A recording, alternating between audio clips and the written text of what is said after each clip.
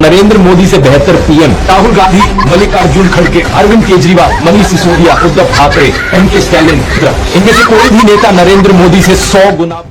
Congress party की तारीफ देखकर सुन ली हो तो क्यों ना लगे हाथों इसी शख्स के मुंह से कांग्रेस पार्टी को गाली देने वाला वीडियो भी देख ही लिया जाए। करप्शन के मामले में तो दोस्तों आपको पता ही होगा कांग्रेस का क्या हाल था। इन 10 सालों में जितना करप्शन हुआ है उतना शायद किसी भी टाइम पे इंडिया की इंडिपेंडेंट हिस्ट्री में किसी और सरकार ने नहीं किया। 2G scam, 3G scam, Adarsh scam, Satyam scam, Coalgate scam, CWG scam, solar scam, cash for vote scam, स्कैमों की गिनती नहीं खत्म होती। जी हाँ मित्रों, एकदम सही सुना आपने। ये थे इन भाई के आचार और विचार कांग्रेस पार्टी को लेके कुछ समय पहले। इस भाई की बातों को सुनकर मुझे पाकिस्तान याद आ जाता है। पाकिस्तान जितनी जल्दी अपना बाप नहीं बदलता ना, उससे भी जल्दी तो इन भाई ने अपना मालिक बदल लिया है। तभी तो देखो ना इन दिनों वो कैसी कैसी बातें कर रहा है कांग्रेस पार्टी को लेके, बीजेपी को लेके। खैर, इनकी भी गलती नहीं है। यही वाला जो सेम हाल है ना, यही इनके गुरुजी का भी है। जी हाँ दोस्तों, गुरु चेला दोनों एक समान है। सुनना पड़ेगा। उनकी ज्यादातर बातें, तरीका भले ही गलत हो सकता है, तेवर भले गलत हो सकता है, पर ज्यादातर बातें जो ट्विटर पर हमें गालियां दे रहे हैं, फेसबुक पे, ठीक बोल रहे हैं वो लोग। 2013 तक इस तरह से चीजें नहीं थी, लेकिन 14 के बाद ये समझ पाना बड़ा मुश्किल था कि अचानक ऐसा क्या हुआ।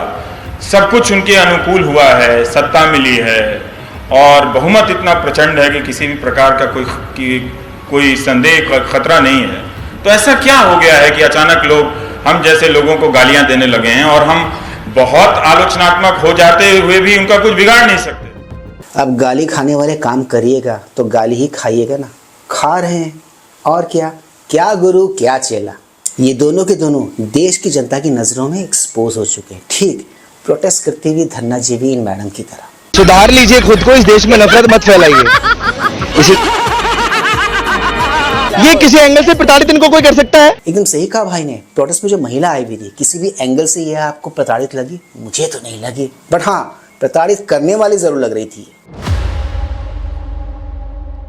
Please like, share, subscribe and hi fi YouTube channel, ताकि हम ऐसे कंटेंट्स बनाते रहें और हमारा ये कंटेंट ज्यादा से ज्यादा लोगों तक पहुंचे। तो दोस्तों ज्यादा वक्त ना गवाते हुए let's go back to the topic then. जैसा कि आपको मैंने कहा था कि ये गुरु चेले ऑलरेडी एक्सपोज्ड हैं, पब्लिक की नज़र में ये ऑलरेडी एक्सपोज हो चुके हैं। तभी तो देखो ना इनके वीडियोस पे इनको आराम से व्यूज़ तो मिल जाते हैं, बट वही जो व्यूज़ है ना, इनके फेवरेट दल, इनके फेवरेट नेता के पक्ष में वोट में कन्वर्ट नहीं होते। इनके इसी दोगलेपन और 2014 के पहले इस देश में जो पत्रकारिता की हालत थी ना, उसको बहुत ही अच्छे से एक्सपोज किया है, डिकोड किया है स्मिता प्रकाश बहुत ही कम शब्दों के साथ। आपको भी इनकी ये बातें सुननी चाहिए दोस्तों। तो जब इस तरीके की चीजें होती हैं कि आपको people try to colour you, तो as a veteran journalist, as one of the India's largest news wire, news content provider, how do you navigate, कैसे आप नेविगेट करती हैं?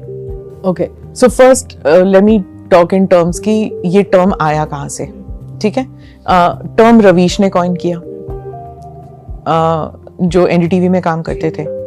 एनडीटीवी उस टाइम था क्या, right?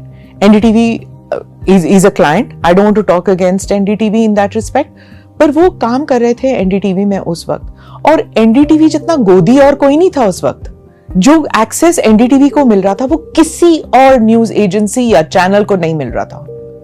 And I am not talking just Congress government, even Vajpayee government, जितना access उन्होंने दिया, मनमोहन सिंह गवर्नमेंट ने जितना एक्सेस दिया एनडीटीवी को, उतना ही एक्सेस उससे पहले वाजपेयी सरकार ने दिया, उससे पहले नरसिम्हा राव सरकार ने दिया। सो कुछ कॉम्पिटेंट लोग थे, I am not denying that, लेकिन कितने पद्मा अवार्ड्स एनडीटीवी को मिले? एक वक्त था डॉक्टर मनमोहन सिंह के एक फॉरेन ट्रिप में ईरान गए हुए थे हम, और मीडिया टीम साथ में थी।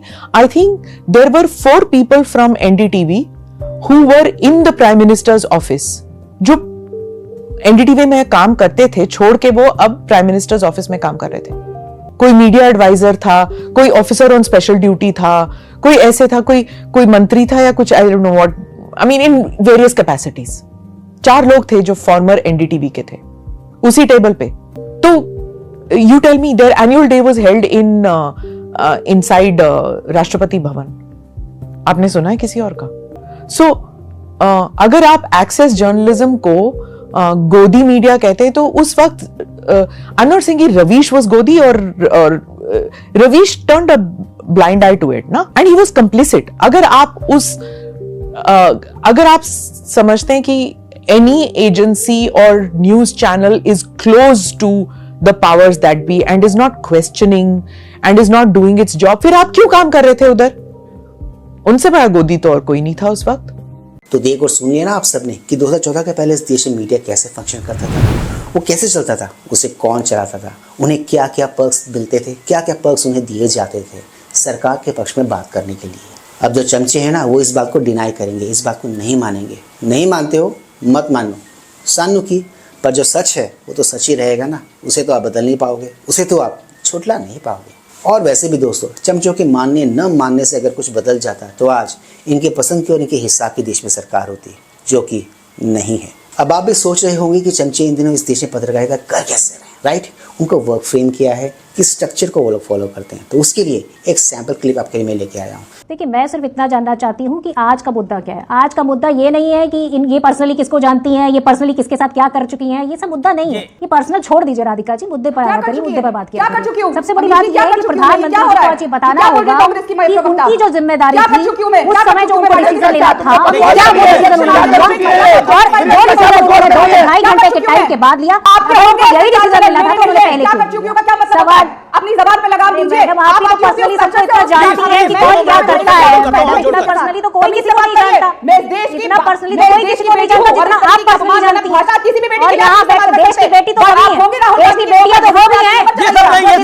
15 दिन में 800 गायब हो गई हैं। देश की बेटियां तो हो गई हैं जो 2 साल में 7 लाख 8 लाख।